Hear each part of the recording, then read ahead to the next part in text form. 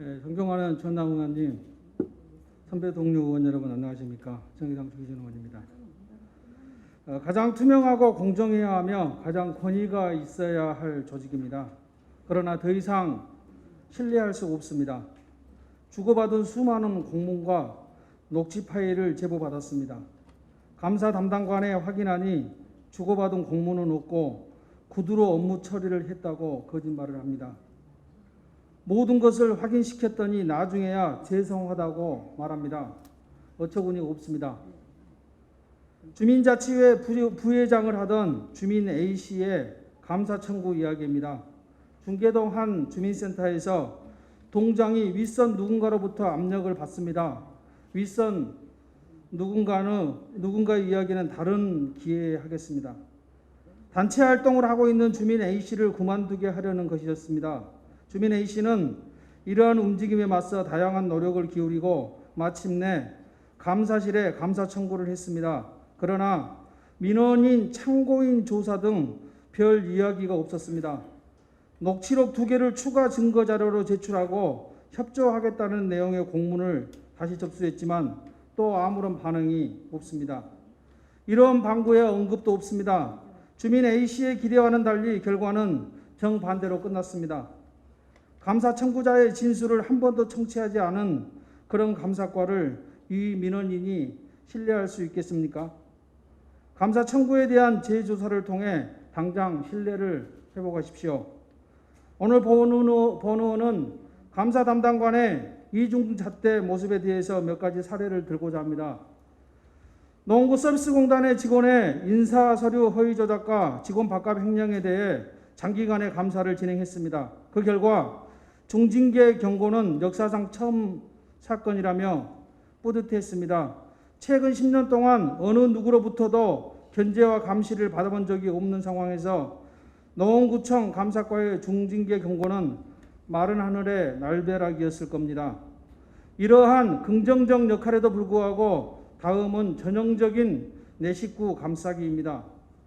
잘나가던 복지정책과 정모 과장이 이슈화되어 도마에 올랐습니다. 2020년 5월 남부자활에서 문제가 불거졌으며 과장의 딸이 인사청탁으로 남부자활의 정규직 직원으로 채용되었다는 의혹이 드러났습니다. 소식을 접하고 모두들 적잖이 당황했지만 정모 과장은 아무런 일 없다는 듯이 사직했습니다. 문제는 감사 담당관의 태도입니다. 감사관은 인사청탁이라는 비리를 인지하고 무엇을 했나요? 퇴직 사유서를 반려하고 부정청탁을 엄격히 조사한 후에 규정대로 처리했나요? 정모 과장 인사청탁 문제가 주의 촉구로 마무리 지을 사안인가요? 다음은 현재도 논란이 되고 있는 방호직 9급 신입직원 이야기입니다. 집단을 불편하게 만드는 사람이라는 온갖 비난에도 불구하고 이 직원은 문제 해결을 위해 다양한 노력을 했습니다. 특히 감사 담당관 인권청년팀을 여러 차례 방문 상담했습니다. 문제 해결을 기대했습니다. 그러나 돌아온 답은 이처럼 부정수령이 적발되더라도 관계자에게 당직을 한 번 더 시킨다거나 훈계로 끝나는 경우가 태반이기에 신고해도 실익이 없다며 신입 직원을 해유하였습니다. 이것이 감사 담당관 인권팀에서 해야 할 소리입니까? 누가 이런 감사 담당관을 신뢰할 수 있단 말입니까? 감사 담당관은 지금 선택의 기로에 있습니다.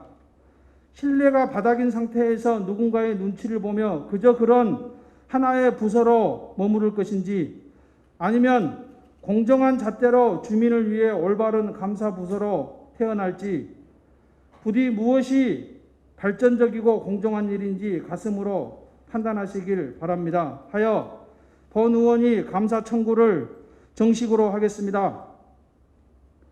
마무리가 된 구청장 주민소환 투표 과정에서 개인정보 유출입니다.